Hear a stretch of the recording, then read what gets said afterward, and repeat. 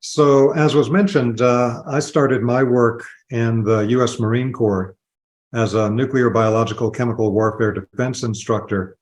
And so that field deals with, in some ways, the misuse of modern technology by modern humanity to create weapons of death and destruction. But it really is an analysis of physics, biology, and chemistry. And so to really be able to work through these large fields, you need to be able to perceive patterns. So I did a lot of work in pattern recognition. And I found something really remarkable. When I was in the Marine Corps, I found a document that was paid for by NATO that was a study of biology, chemistry, natural systems based on pure geometry. Now, for what we have in a lot of modern science, the analysis would be in terms of complex algebraic equations. But the majority of the public has a kind of post-traumatic stress disorder from high school math and isn't going to deal with any of that. But when I saw that you could model all of these natural systems based on pure geometry and shape, that to me was a revelation that this is really the way that everyone can understand what's happening in our natural systems. And it also combines the scientific studies with spiritual studies. I then got my PhD in international studies. And that also gave me time to be able to study the knowledge of patterns that was developed by humanity for thousands of years before our modern materialistic era of scientific research. And of course, this understanding of patterns from classical, spiritual, and healing traditions is what we refer to today as sacred geometry. So I created the Vesica Institute for Holistic Studies, where at one time all of our classes were live, but now everything is online. And so we teach courses related to sacred geometry and spiritual science and Egyptian biogeometry, which I'll talk about a little bit later. And the goal of this is to be able to give people a clear, concise overview of some of these systems based on ancient knowledge that is being rediscovered today in a somewhat more materialistic form, but really is the key to everything. You don't have freedom of action until you understand the patterns that things are based on. You're a victim of the pattern until you understand it. At that point, you can start to work with it and navigate it. And so that's a big focus of our work. And I know that some of you have probably seen my recent series on the Gaia channel. With the Sacred Geometry series on Gaia, I've done my best to introduce sacred geometry as an articulate language, as it was understood by the ancients, that all the forms, all the patterns in sacred geometry are like a letter of an alphabet. And higher nature creates all living beings and all worlds based on these specific patterns. And I was so excited to find the work of my esteemed colleague who's presenting today, because he's done an incredible job of being able to map out these multiple stages of DMT experience according to visual phenomena that is perceived. And I find that very exciting and a really major contribution to the field. So one of the first things that André talked about, which I really agree with, is that in many of our modern materialistic understandings of things like psychotropic experience, often it gets reduced to things like the architecture or the modes of functioning of the visual cortex. And it gets, there's an attempt to pretend to a level of knowledge we don't actually have, and to try to keep things in a completely materialistic box that really doesn't explain the observed data points that we have. But it's much more comfortable for people in many parts of academia and modern science who have staked their particular authority and income on sticking with the materialistic model. But if we're really going to get into what the significance of this is, I think we have to have some type of honoring of our ancestors who for thousands of years have used psychotropics for incredible levels of personal development and mind expansion, and understood it in a much larger, more holistic context that today we would call a spiritual context. And so I want to make a few comments about that, tying in to some of the things that Andrés was talking about. So one of the first things he talked about was this modern idea that in physics, we now understand about wave-particle duality. But a lot of modern science is still caught in an 1800s model of a type of physical matter universe that actually doesn't exist. Modern physics knows that everything that appears solid to us is actually 99.99999% empty space. And then vibration modes of particles create the illusion of solidity. Now, it's a pretty real illusion when you're in a physical body and you get hit by a truck, but it doesn't change the fact that on an existential basis, modern physics has proven everything is creating an illusion of solidity through pure vibration. And they have the concept of everything in physical existence comes from the collapse of the wave function. And so it's actually these energy waves, information carrying waves that are also referred to as structural waves, that actually provide the foundation of everything that exists in the physical world. Now, in modern materialistic science, the way they try to get around this is when you look at something in nature that's organizing itself in an extremely precise geometric way, that's absolutely an incredible revelation of a higher intelligence. And you say, oh, well, how does it know how to do that? Then they just say, oh, it's self-organizing. And then they stop talking about it. Well, just giving it the name self-organizing doesn't explain anything. It's an empty placeholder of a concept. Same thing as if you ask, well, why do the birds fly south for the winter? And you say, oh, it's instinct. And that's the end of the conversation. Instinct is an empty placeholder of a concept. And so if we actually deal with the reality of a wave-based universe, and that these waves actually are what creates structure of all physical forms, and that these waves carry information, that's the state that we are able to move into through psychotropic use. And that's how humanity, our forebears, our ancestors, use this for thousands and thousands of years of recorded history. In our normal consciousness, and the way that Aldous Huxley described this in his seminal work on the doors of perception, he talked about his mescaline experiences and that he realized that what the human physical senses are a reducing valve. They reduce the flood of vibrational information of the wave universe that we live in into a very small system of parameters that allows us to operate consciously as a separate being, trying to figure everything out from our state of profound cosmic amnesia as we're wandering about, make sense of things through the reduction of information coming through the human senses. And so following up on this idea of what's happening with the psychotropic experience is that we're opening up to direct perception of the wave-based universe. Now, that wave-based universe is always based, as Andrés has mentioned, on mathematics and geometry. Geometry is the visual or structural appearance of the underlying mathematics. But again, for many people, it's much easier to work directly with the geometry of it, because any child can understand the geometry. So if we're dealing with this idea of a wave-based universe, we should be aware that the concept of waves creating the structure of everything that exists is something that keeps coming up in modern science and keeps getting hammered back down and rejected because it threatens the idea of modern materialism too much.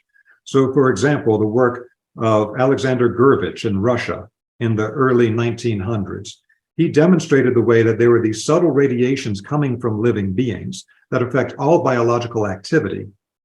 Then that was taken up by Harold Saxton Burr at Yale University back in the 20s. And he identified that there were organizational fields of energy around living beings that actually construct the physical matter. And he referred to these as L fields or life fields. And Yale University did this work until he retired, he passed on. And then, of course, they got rid of all of it and pretended it never existed. Then Rupert Sheldrake in the 1980s with his work from Cambridge University on a new science of life has the same thing, morphogenetic fields, that these wave-based forms actually construct all matter. And so we keep seeing the reappearance of these concepts, even though they're not comfortable to a purely reductionist materialistic view of the world. And this is also related to some of the work that I do, and some of you may have even seen me speak about more recently, whether it's been in my Gaia series or in recent talks, that if you take a look at the information carrying capacity of waves and frequencies. There's entire fields now of microcurrent therapy in which we know that specific frequencies create specific biological activities in the human body. And this becomes a thing that gets generally suppressed for the public, because if you start talking about the information capacity of invisible waves, then you're going to get into the inevitable issue of electromagnetic fields and how the electromagnetic field frequency has biological effects, which they don't want to get into in modern science and industry because it opens them up to all kinds of lawsuits about, well, you're using this frequency, and they're afraid they'll freak everybody out. But it doesn't change the fact that we have a huge amount now of medical literature and information that specific frequencies of wave information is what actually creates every biological activity in the human body. There was a fantastic illustration in Andrés' work where he was showing the Chladni plate. You change the vibration, the sound frequency that goes into the powder, and it forms into a different geometric mandala. Well, that's become the modern field of cymatics. And in cymatics, you can see a direct translation of invisible waves into structure. And so this then became the healing field of cymotherapy, where they knew how to create particular complex sound waves that create specific geometric forms, but more importantly, create specific biological functions in the human body and will resonate organs, glands, etc., on their specific resonant frequencies to bring them back to full activity. So this is a very practical thing. I'm trying to give a practical illustration of this idea that's so important about wave-particle duality. And what we're doing with psychotropics is we're perceiving that wave universe. Now, the problem for us, unfortunately, is that, again, all of this research in microcurrent therapy and about the information carrying capacity of frequencies, etc., has tended to be suppressed because of industry concerns about lawsuits for electromagnetic field frequencies. And so if we continue to work with this particular concept on the waves, then we get to the ancient understandings of what is the concept of vital life force or life energy in ancient traditions. Now, the problem is that modern biology has said that there is no such thing as vital life force. So what the Chinese call qi, and the Japanese call ki, and the Indians call prana, and the Greeks call ether, we're not even allowed to discuss that in modern biology.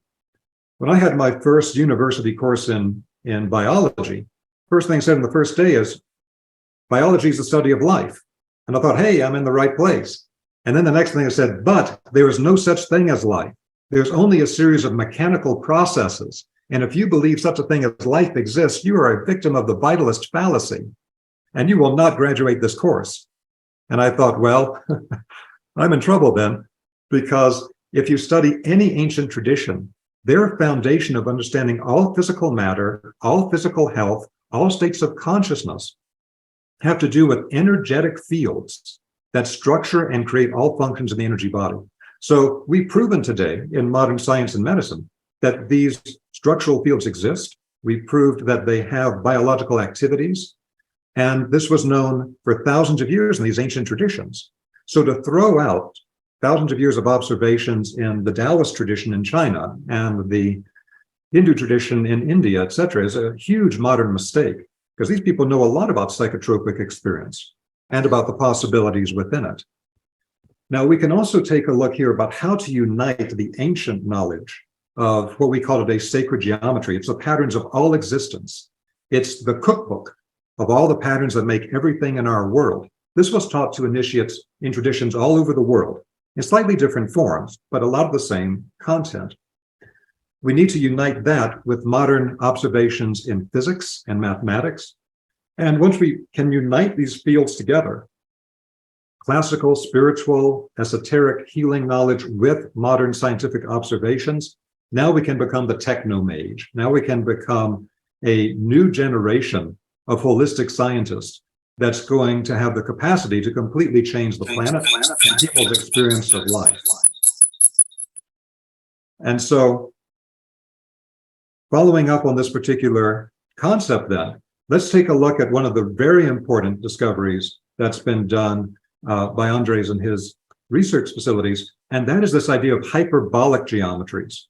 So I'm just going to boil it down to its simplest possible parts. For those of you that have seen my Gaia TV series on sacred geometry, And there was an image from it that Andrés showed. It shows you the torus and how important the torus energy field is. So let's pull together a few things that Andrés talked about in a classic sacred geometry format. At the highest level of spiritual experience in psychotropics, and now I'm talking about psychotropics writ large. This is including mescaline, this is including LSD, it's including all types of psychotropics, and not simply DMT experience. But with all types of psychotropics, what happens at this highest level that changes people's lives, it changes their hearts, it changes their perception of themselves and the world. It takes away their fear of death. It does incredible transformative things for people, is the experience at the highest level of these trips in which we experience that we are part of the one, and there is one unified source to all of creation. And this is a healing thing for people because we all carry within us the imprint of remembering the state of oneness. And then we chase our whole lives that type of experience, sometimes through romantic relationships. We want to find that one person who's our perfect soulmate that we can unite and become one with. And that's where Tantra and sex can become something of a spiritual experience based on the oneness, the reunification. That experience of the oneness, where everything comes from one unified source, and then everything separates out again, like cells of a body to have independent consciousness and activity, we become aware that's what we are. We're a part of the one. And that's, again, incredibly healing for us to experience. But we also have been given the gift to separate out from the one and have independent activity. It is the challenge every one of us has after a psychotropic experience of how do I integrate this incredible reunification experience into my independent life? How do I hold that in type of balance? So that direct experience of the oneness, the unity, is what's described from an external perspective in modern physics as the source of all creation is the singularity. What existed before the Big Bang? What existed before physical existence? Modern science says what existed was the singularity. It's the unified source of all creation. It's the one. In geometric terms, it's simply a point, a zero-dimensional point. And from that original center, that one unity state, the singularity, according to scientific theory and the Big Bang theory, that thing basically moved out from the point into creating physical space and time. And we need to be aware people misinterpret the Big Bang theory. They think that Big Bang theory means something blew up and filled up an already existing space and time. But modern physics isn't saying that. Modern physics is saying that there was no space or time until the expansion outward from the singularity, the one, the point, that expanded outward to become a sphere. And that became the container for manifest creation. Just as our bodies are made up of spheres of cells, just as all new biological life for human beings is based on the sphere of the egg in the mother's womb, all of these are microcosmic representations of the same geometric movement, just at multiple scales of creation. That's the way nature works. And so this idea of the singularity, the unity state that we experience internally in psychotropic experience and see externally in the singularity in physics, expanding outward to create the sphere of creation, that creates the archetypal symmetry state that was described by Andrés as the foundation of having a good trip. The more symmetrical it is, the better the trip's going to be. If it gets unsymmetrical, it can lead to chaos, and you're just internally spinning head over heels and have no orientation and no direction. So this movement from the point to the periphery, the reason why the sphere is the perfect form of creation that everything else is based on, and people perceive so much of them in psychotropic experience, as well as seeing them everywhere in nature, is that the sphere is the perfect symmetrical form because every point on the periphery of the sphere is equidistant from the center.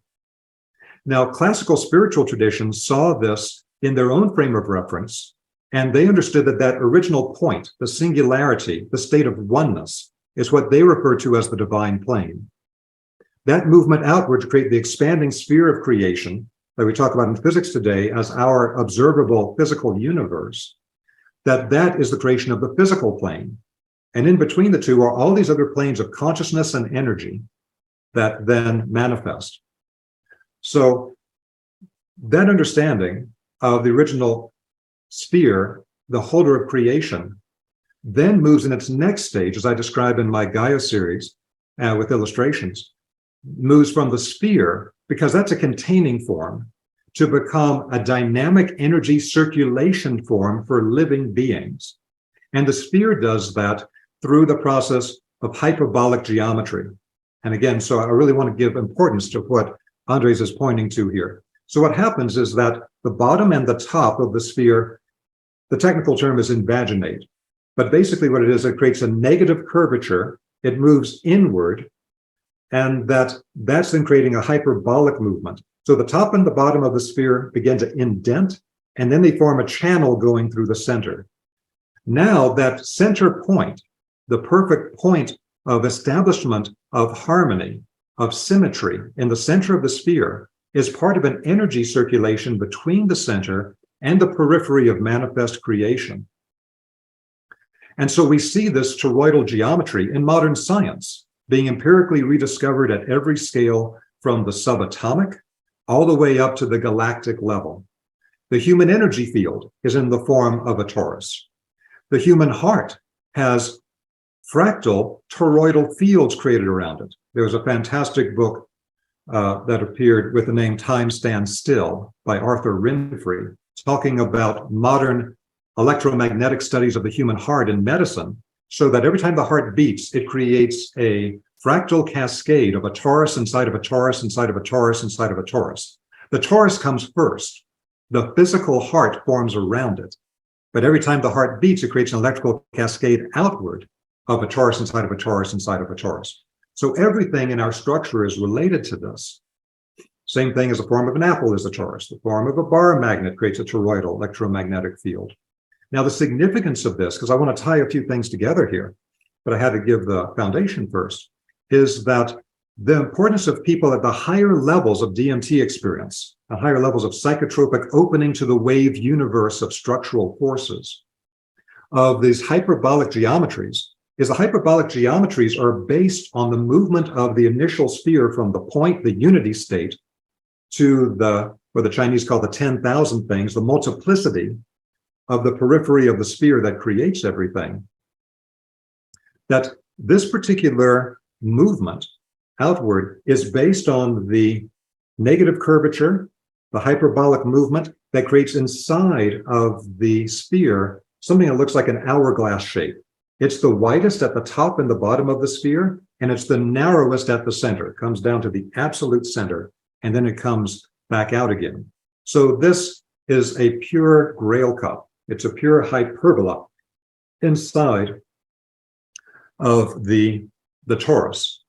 Now, the torus, if we're seeing that people are seeing all of these geometries, hyperbolic geometries, in very advanced states of consciousness with psychotropic experience, we need to see what modern science is saying about what is the torus, what's some of the significance of the torus.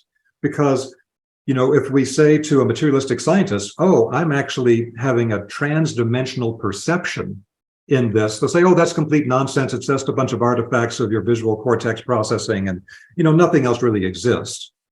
But if you go into the mathematical literature, you'll find books like Regular Polytopes by HMS Coxeter.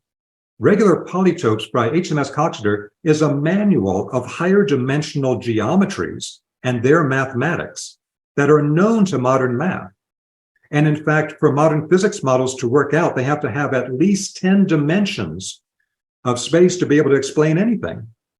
But what they keep saying in these books, if you take a look at Regular Polytopes by HMS Coxeter, you see these incredible hyperdimensional geometries that they've discovered and they know exist. But they keep saying something like in the forewords of these books, say, don't take this to mean that there's actually higher dimensions and that people are experiencing that in any way. This is all just a mathematical, scientific thing. So don't think it actually affects your internal life or your experience in any way. This is a bunch of our abstract mathematics, but it keeps showing you that it actually exists.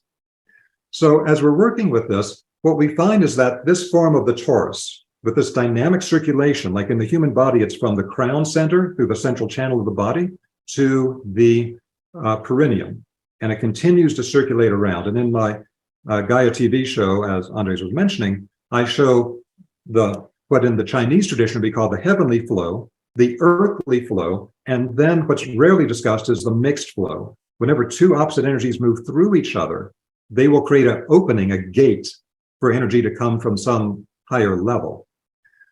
So if you take a look at what's said about the form of the torus in modern science, they say things absolutely fascinating about transdimensionality. And so what they say is that space-time itself is a matrix of energy. And anytime anything has mass in our physical universe, it actually indents or distorts space-time. Now, this is shown in physics books they usually illustrate it as a rubber sheet that's been pulled tight on all sides. And then they put a bowling ball in the middle, and the bowling ball then distorts the rubber sheet. What does it create? Negative curvature. What is that movement? That is the movement of the hyperbolic geometry that Andrés was talking about. So everything that has physical mass in the observable universe is not the foundation of existence. It actually distorts the space-time matrix, according to modern physics, and it distorts it with hyperbolic geometry. Now, this is then the source of the black hole. Black holes, which cannot be clearly understood in modern physics today as to what happens in a black hole. They say, we can't know that. But the black hole is based on when that density, that mass takes on so much intensity that it actually breaks through space-time and pulls things out of space-time. But then they go further and they say, well, but theoretically, that black hole could lead to something else. Maybe it leads to a white hole. And this then gives rise to the concept of the Einstein-Rosen bridge. The Einstein-Rosen bridge, you've probably seen in a whole bunch of science fiction shows. That's how the spaceships and science fiction shows can go from one point in space and time to another point in space and time instantaneously without traveling through, over time, the intervening space. Instantaneous connection between points. That's what we experience internally in psychotropic experience. Instantaneous connection between points in space and in time. We can experience other points in space in psychotropic experience. We experience other points in time without having to watch watch how long is it taking me to get to that place in my psychotropic experience. You think about it and you're there instantaneously. That's our internal part of this. So if the Einstein-Rosen bridge, which is the transdimensional gateway to get from one point in space and time to another, is based on hyperbolic geometries, and we're perceiving these hyperbolic geometries in psychotropic experience, maybe that has some significance. Now, we could take this, I think, even a little bit further. And if you find in the deeper literature about this, there's a book called The Reflexive Universe by Arthur Young. And The Reflexive Universe by Arthur Young, he's a person that actually invented modern helicopters. He's talking about how important the torus is. And he says if you mathematically analyze the torus, what you will find is that a sphere in 3 dimensions, if you move it to the 4th dimension, the sphere becomes a torus. The torus is actually a 4th dimensional hypersphere, according to modern mathematical and geometric analysis. Now, again, this is often presented in very dry mathematical terms. You're like, oh, okay, well, so what? But in your own direct experience with psychotropic experience, then you might experience that you're actually perceiving and experiencing this whole thing internally. And so this is a very, very important concept. Now, I'm almost out of my 25 minutes, so I just want to touch on something else leading into the discussions that we're about to have. And that is, what I find so fascinating in Andrés' model here is that he talked about these multiple levels. I think he had 6 levels of different stages of psychotropic experience related to dosage level, and that you change what you perceive geometrically based on the level of intensity and depth of going into the experience. For that reason, when later on I'm being asked by the Psychedelic Society to give you a short energy meditation, the energy meditation we're going to do is the one about moving into the center of a center of a center in your own energy body. And so in understanding how these things are working dynamically and energetically, again, we understand that in ancient traditions, they talked about that we had at the highest level the state of unity. That's our highest level of experience in psychotropic experience. And that's the state of amnesia. When you're fully in the one, you're just being, you just are. I am. But at that point, there's no separation to have our normal type of analytical consciousness about me versus that. For that, I have to be separate from it. Once I'm in it, that type of consciousness just fades away. And so when we come back and try to describe it, it's like either it's amnesia or there's no words for that state. So that's what they would call the divine plane. Then from that point, we go to what Andrés was describing as bifurcation. And the bifurcation is related to the moving from the one to the two, just like in Chinese metaphysics, from the Wu Ji of the one to the yin yang. And at that point, by splitting the one into two, now we have separation from the other. Now energetic movement is possible because we have retraction and repulsion between opposite magnetic poles and opposite electrical poles. And we have the capacity then for movement and evolution that then makes everything else possible. So the movement into polarity, duality, yin-yang, masculine, feminine, all of these energetic aspects are what then create the manifest world. And when we're then working in the polarized world, that consciousness of the highest level of the one then becomes the consciousness of what classical traditions would consider to be higher spiritual beings, which they didn't consider to be abstractions. They considered to be actual conscious beings at a much higher level of scale than we are. And so it's fascinating to see that in Andrés' work, he was talking about at the highest levels of the DMT experience, you don't perceive other beings as being like in human form. They're not anthropomorphic. Seeing other beings in anthropomorphic form is a lower state of consciousness. But if you get that higher state of consciousness, now they're like a pure information field. Now they're like a pure consciousness field. That's not being brought down to our level to clothe it like we are to try to understand it. It's like in a more pure experience where they actually are. That's the spiritual plane that they talked about in ancient traditions. Next level is the causal plane. What's the causal plane from this perspective? Causal plane in the ancient traditions is where we are able to see the blueprints. It's what's called the ideal realm or the realm of ideas in the Greek tradition. It's the place that the sacred geometry templates are formed that then are going to give the shape to everything of the planes below it. Then it moves into what classic traditions would call the mental plane. That's where we can then form concepts with these geometric patterns in our own consciousness field. Then the emotional, where now we're forming the patterns in our emotional internal soul life. And then to the level of vital life force, chi, ki, prana, ether in the ancient traditions, which is actually what animates living matter and has a particular geometric form that then condenses from the wave at that level into the particle of the physical body. Now that's the classical understanding of spiritual traditions all over the world. All of our forebears that suffered and struggled to then pass on to the next generation their knowledge, they suffered and struggled to pass this on to us. So I don't want to get that lost in our modern scientific discoveries, because I think if we bring all this together, the external view from the scientific, the internal view from the classical traditions and our own experience, then we have something very powerful. I took a couple of notes. So I completely agree that, yeah, in the upper levels, the self-other divide collapses. And then, yeah, I mean, it's kind of the divine plane of oneness.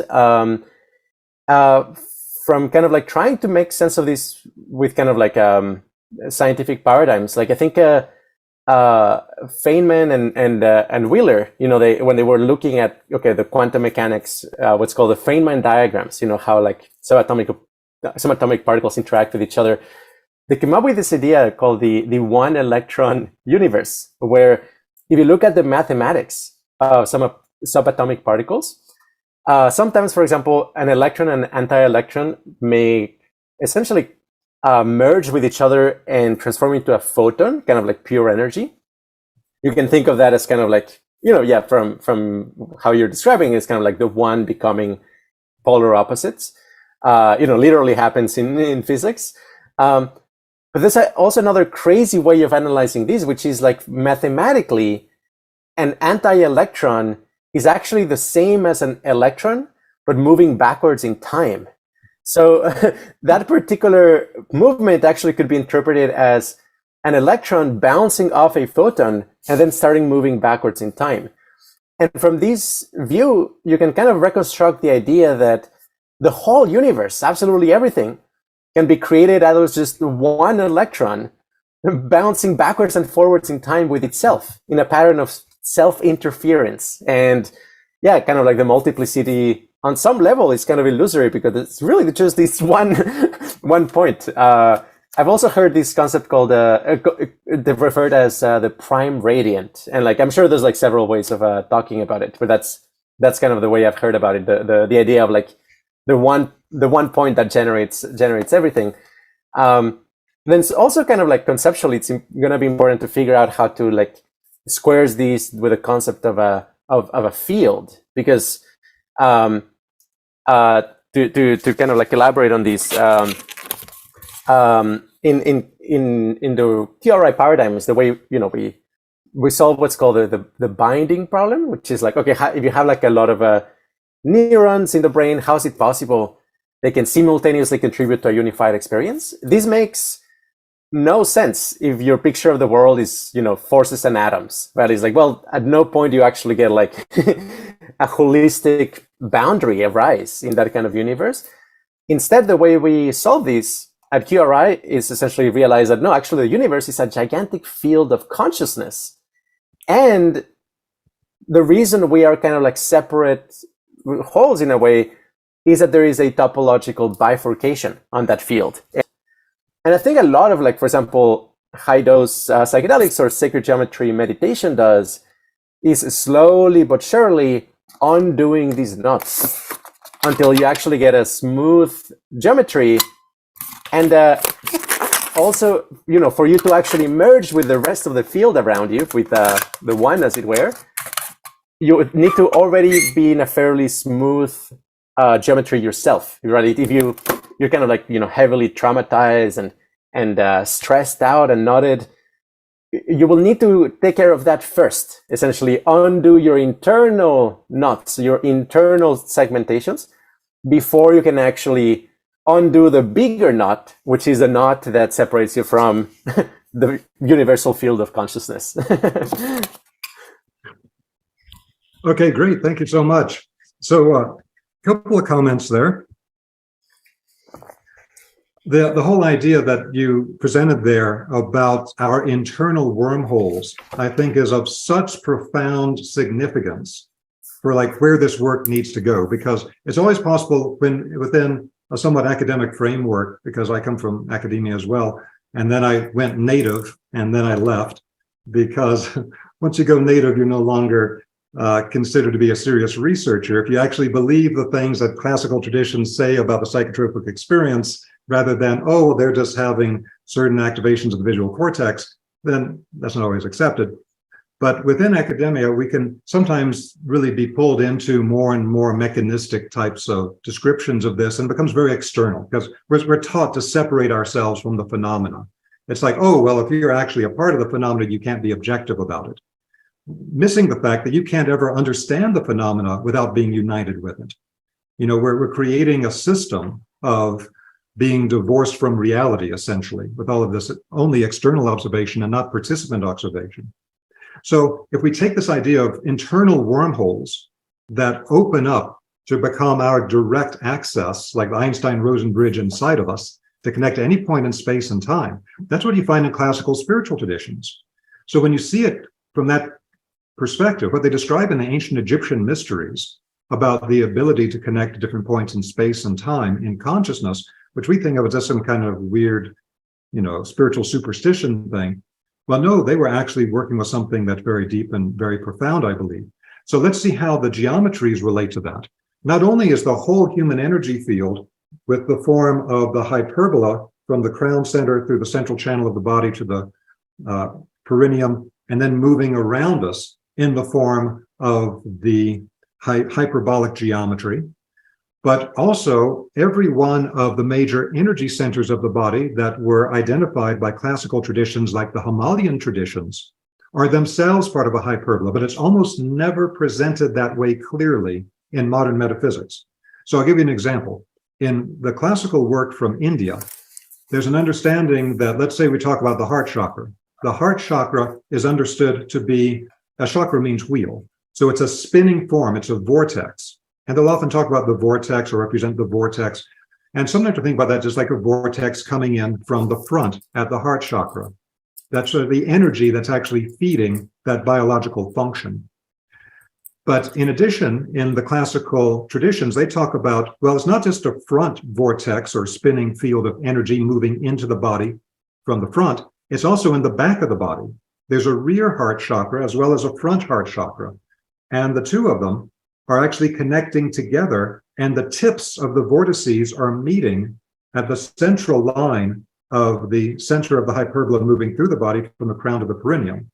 So the front and the back heart chakras are then almost touching in a spark gap in the very center of the body. And if we see that form, the vortex coming in wide at the outside, narrow in the center, that's the hyperbolic form that's in the center of the torus. So actually the front chakra and the back chakra are connected together in a toroidal field at that horizontal level of the body. And same thing for the solar plexus, same thing for the third eye center.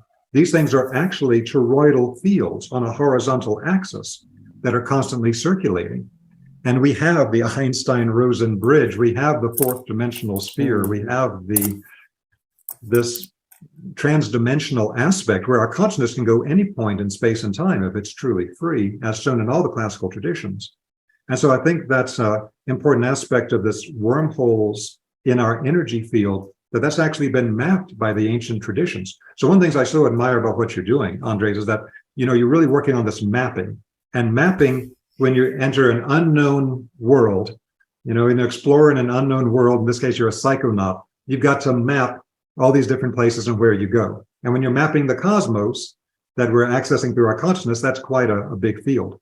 But we do have a big step up in the fact that if we really understand what's in the ancient traditions and what they're talking about, and we joined through geometry, because we can see the geometry they were talking about and match it to the geometries of modern science. And that's where I started my work at.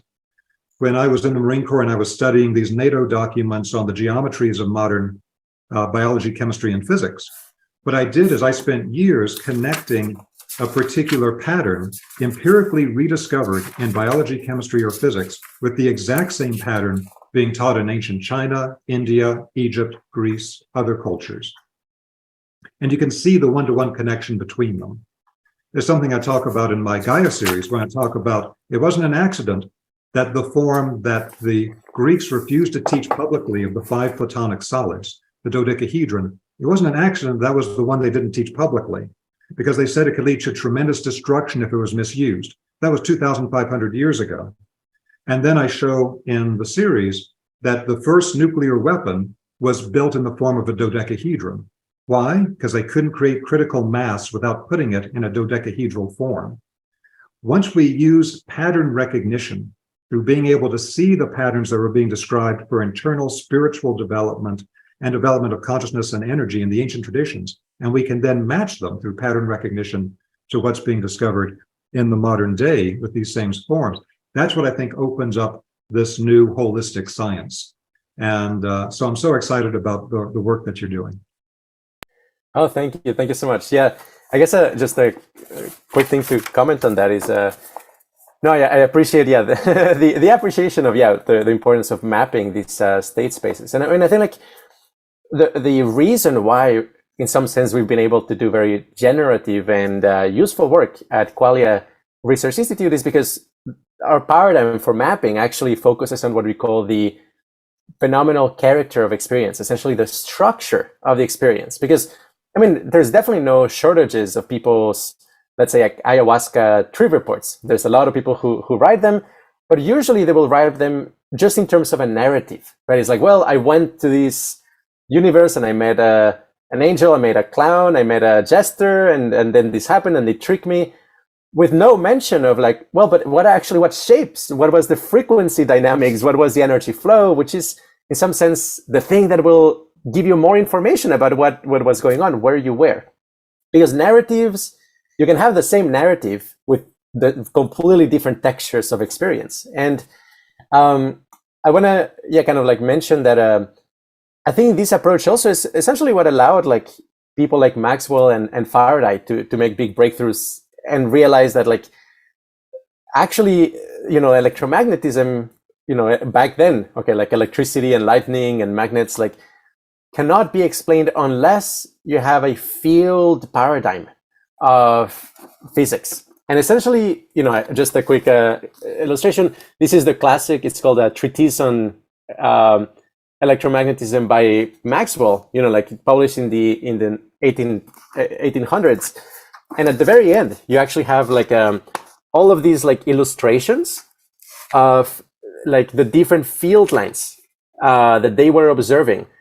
And the thing is, like, from their point of view, is like, okay, this is things that we can see in the lab, right? Like we can actually see these structures in the lab.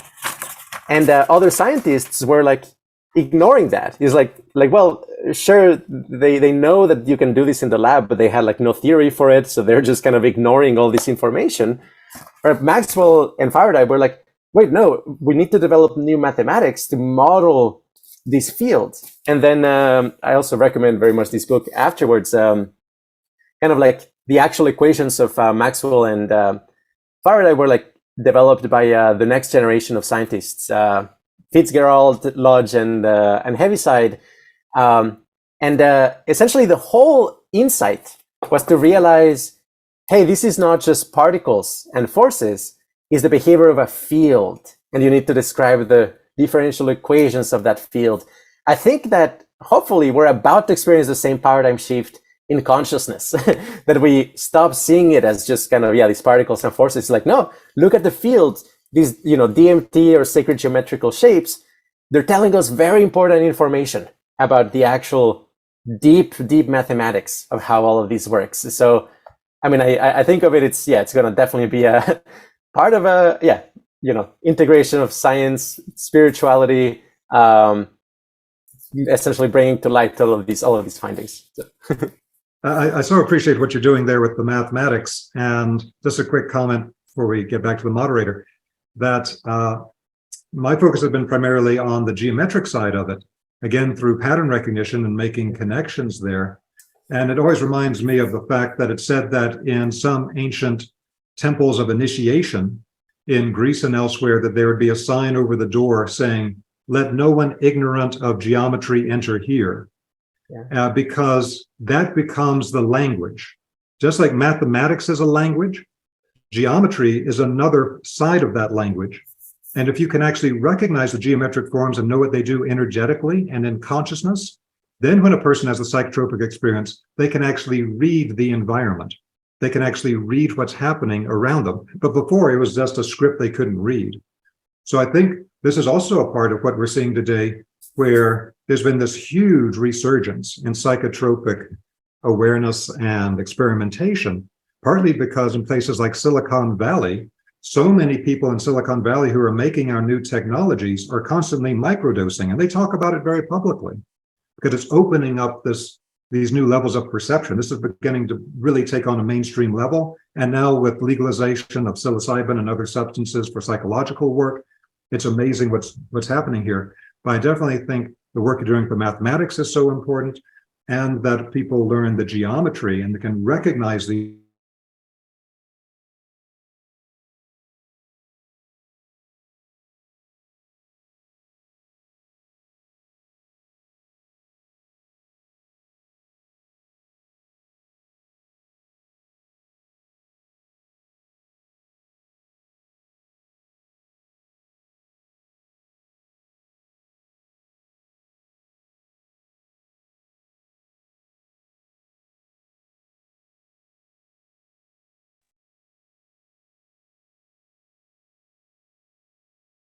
Are you back? So I want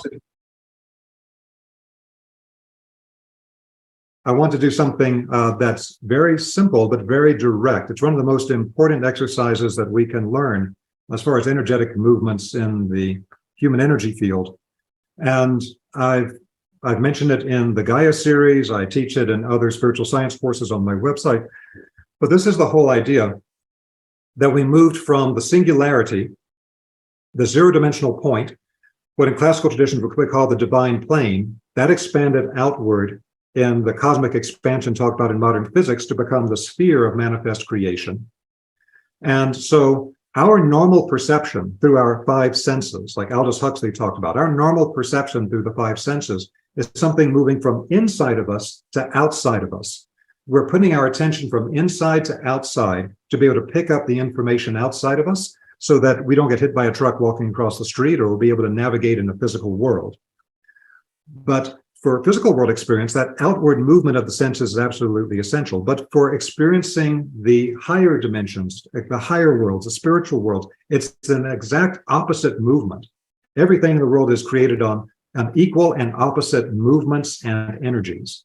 So if we want to experience the higher worlds, spiritual worlds, higher dimensions, whatever you want to call them, that requires the opposite movement of moving into the center, bringing our attention back from outside of us and moving it back into a concentrated center. So in classical traditions, they would teach this moving into the primary energy centers of the human body, our wormholes, which can be developed as latent organs of spiritual perception, as they would describe the chakras, or in the sense that it was being described a moment ago, of potentially creating internal wormholes in the human being to access higher level information fields. And so they would move their energy and attention into the center of a center of a center at one of these energy centers. And in the modern world, we usually start with this at the point between the eyebrows.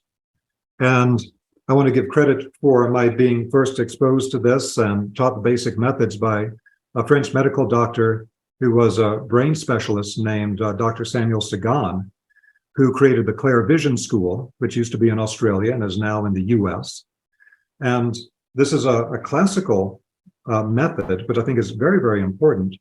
And so because modern people are very head focused, there's a very important formula for all of this psychonaut work, which is energy follows attention. Wherever you put your attention, your energy is going to follow. And so they will have, and I'm going to ask you to, for this exercise, put your attention between the eyebrows, slightly inside the skull, and that's considered to be the frontal third eye center in the Himalayan tradition. But it is also connecting to the location of the cave of Brahma inside the head, which is the third ventricle of the brain, which has the pineal and pituitary glands on either sides of an opening in the brain through which the ocean of cerebral spinal fluid pulses inside of our heads. So if you put your attention between the eyebrows, just about a half an inch or so inside of the skull, I'm going to invite you just to close your eyes for a moment and to put your attention at this point between the eyebrows, slightly inside the skull, and become aware of whatever you feel there. If you put your attention there inside the skull, don't think about it from the outside. You have to literally close your eyes and put your mind inside the point between the eyebrows.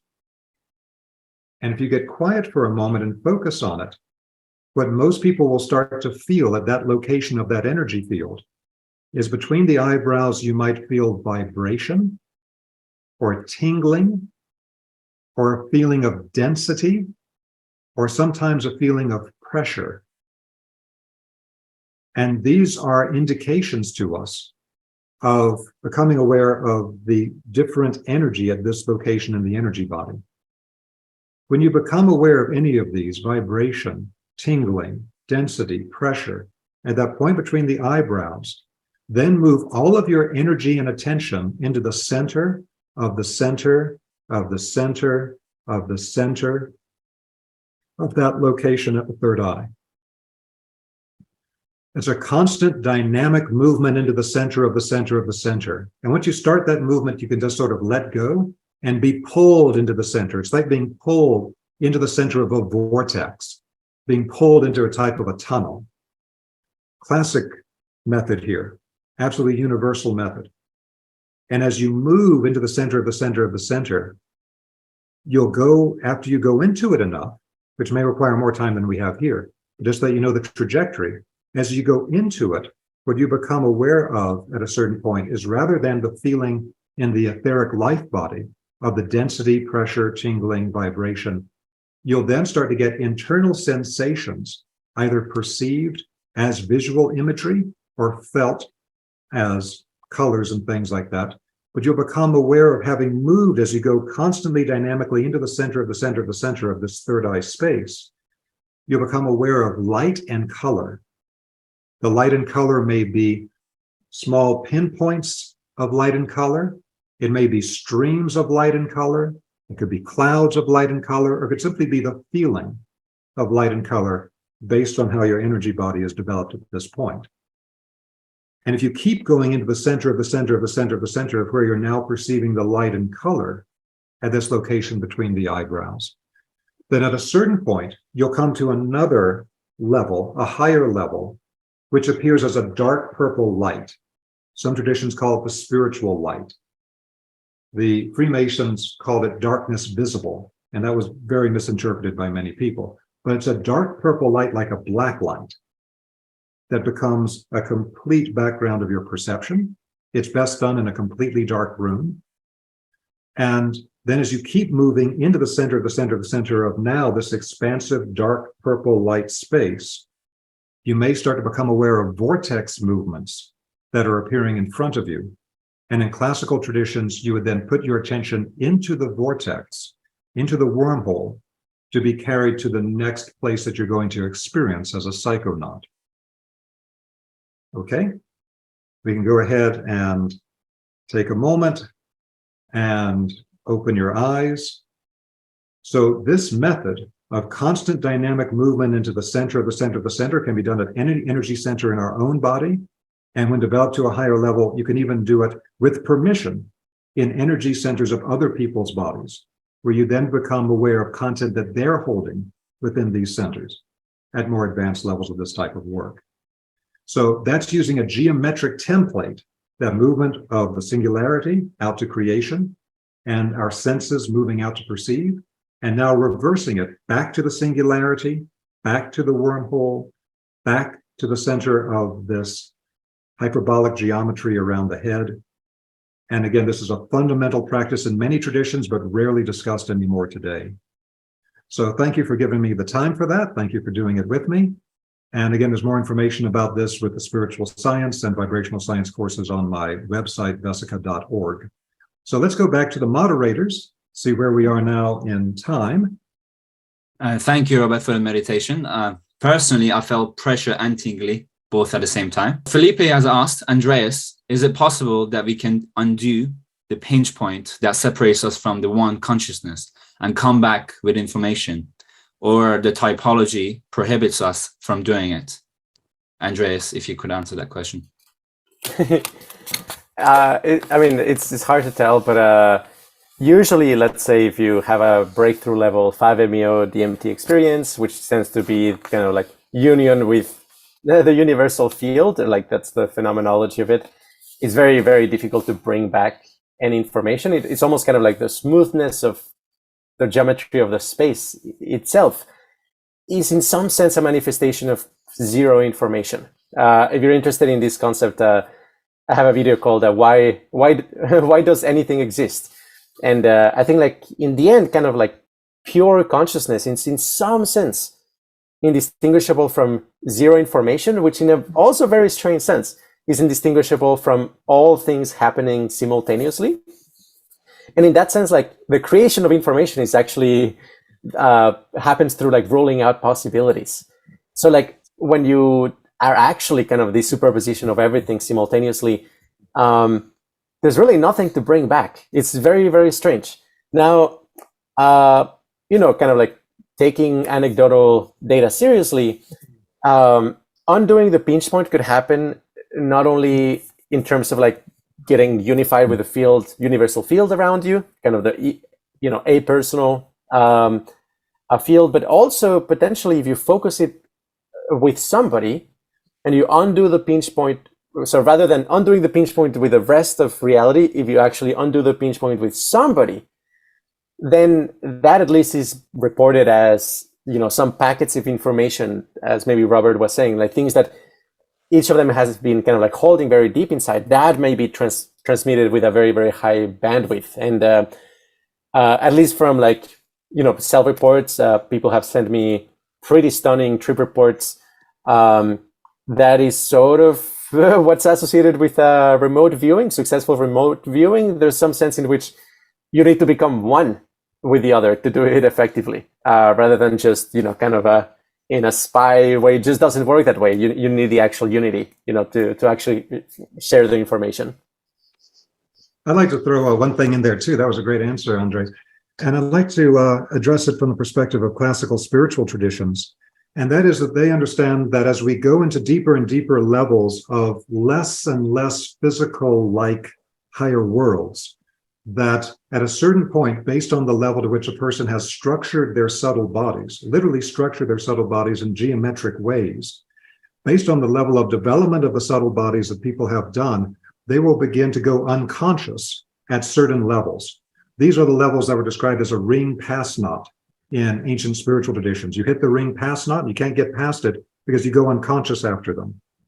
But what they found is that, and this is like in very deep ashram environments in India and all types of things, that years and years of internal practice to structure the subtle body and to lead our energy through our attention to structuring these higher levels of consciousness, a person can get through those rings pass knot and can start to remain conscious at levels at which they would normally go unconscious.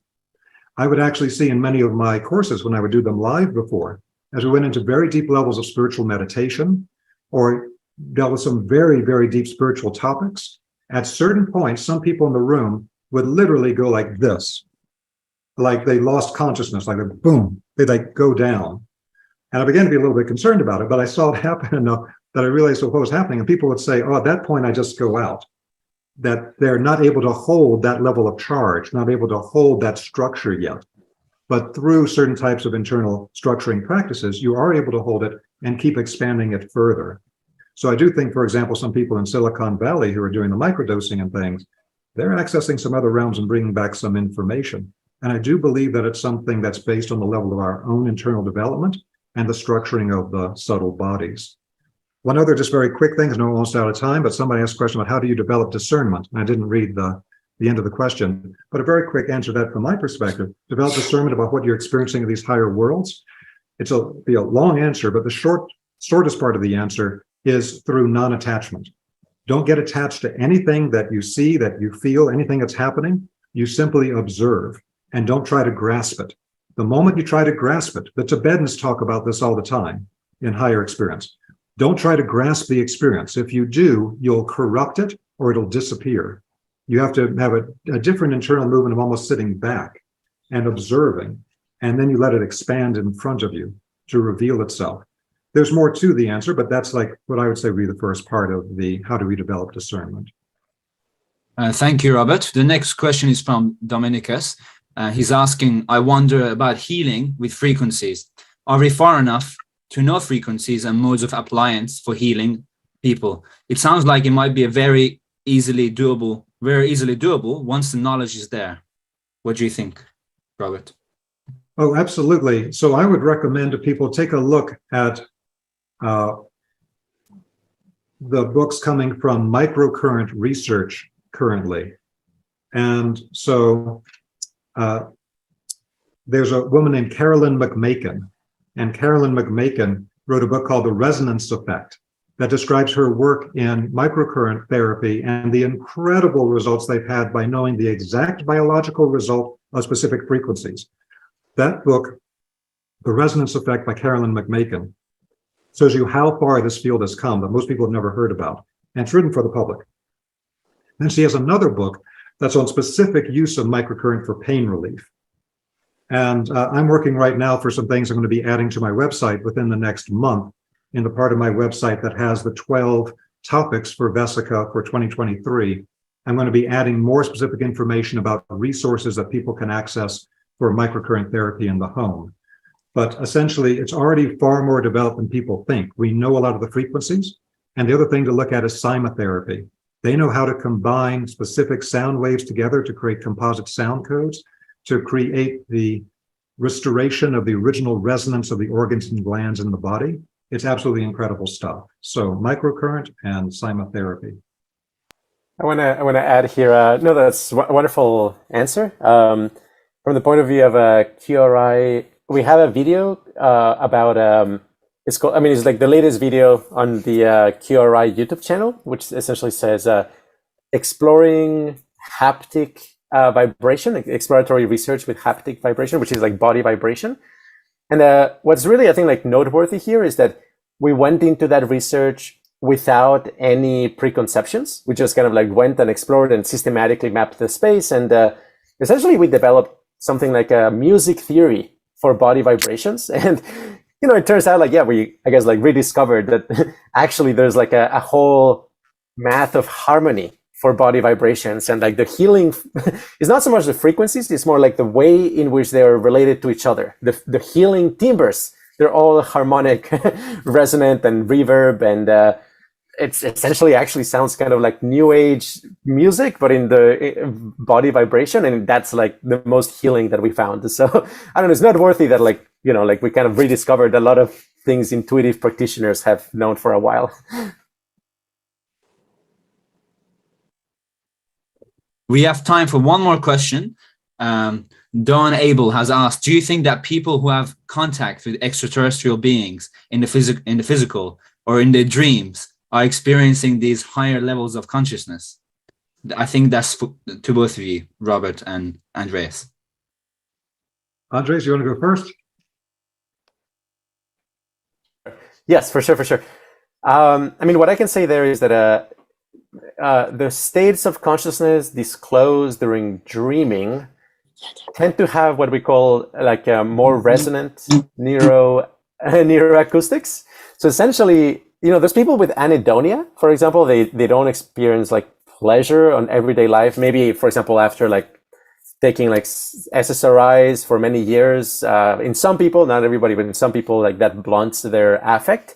But then they report like in dreams, all of a sudden, all of their emotions are back, right? And, you know, from personal, you know, like lucid dreaming exploration. And also I get sleep paralysis sometimes, often, especially when I was like younger. The body is way more resonant in those states. And essentially you can activate very, very intense emotions for that reason and trap a lot of energy. I mean, I think like the jhanas are actually, you know, these very highly concentrated states of consciousness, much more accessible during sleep paralysis and dreaming. And talking to people who are very advanced meditators, they all essentially agree that like there's a lot of like very advanced, very energetic states of consciousness that become way easier to access in like lucid dreaming. So actually like meditating during lucid dreaming may actually have like kind of like extra accessibility. You may do like things in meditation that are not possible when you're awake, at least without like further practice. So for myself, I'm going to blow any final credibility I have with the materialistic scientific community by answering the question this way, which is that we live in a universe of multiple dimensions, and the physical world is one part of it. But the physical world itself is a gigantic universe. And no doubt there are other conscious beings that take physical form somewhere in our universe. And no doubt at some point, connection or communication takes place with that. Now, what I want to bring out, though, is that in classical traditions, a lot of what is said in classical traditions about non-physical intelligences is being interpreted today through the lens of extraterrestrials and ETs. And so lots of times people, even if they don't connect with anything physically, they don't need a physical being, but on an inner plane, an inner way, you connect with another being. Lots of times, because of the way that we are presented images and things in our society, we will see that as an extraterrestrial. In a sense, like, yeah, I guess they're extraterrestrial. But we have to see the degree to which now a lot of direct experience of higher intelligences, which may not exist on the physical plane at all, is being interpreted through an ET lens, which is fine, but we have to make sure that we don't lose the baby with the bathwater, that there is a range of intelligences of all types of level, the vast majority of which are never physicalized, but nonetheless very real, in some ways more real than we are, and at a higher level of consciousness. Now, a lot of what happens in academic work is when we have these experiences in psychotropics, the way to maintain credibility in academic circles is to say, oh, well, that's actually just our own internal experience that we're projecting outward and seeing it as an external being. And in many cases, that's no doubt the case. Particularly at the beginning stages, a lot of what we're encountering outside of us is coming out of us. But there's a reversal process talked about in the ancient traditions, where stuff we're sending out at the first stages of psychotropics looks like it's approaching us. It's an inverted thing. So it's actually true that a lot of what we perceive at the first stages of psychotropic experience are things that we're sending out and interpreting as something external. But at the higher levels, I do believe that we actually connect with these higher intelligences. If they take on physical, concrete existence the way that we do, we can think of them as extraterrestrials. But we have to be aware there's a huge world out there of intelligences and beings in their own structures that we can connect with that simply don't take on physical incarnation. And that's where the work with psychotropics becomes something that expands our mind and our consciousness. The way they talked about in the ancient Egyptian tradition, that's very important, because they talked about we have to prepare ourselves for the journey past the gate of death. And they kept preparing their initiates for the journey past the gate of death. Memento mori, we're all going to die. And it's probably going to be sooner than any of us think. And so if we prepare ourselves through these experiences, their idea was that by doing psychotropics and by doing spiritual practices, sometimes together, they would structure their subtle bodies. And then when they pass through the gate of death, they actually have organs of spiritual perception to perceive what's happening to them, rather than just being in a tripping type of experience out of the body after death, where you can't make sense of anything. So we're out of time, so I'll leave it at that. Thank you.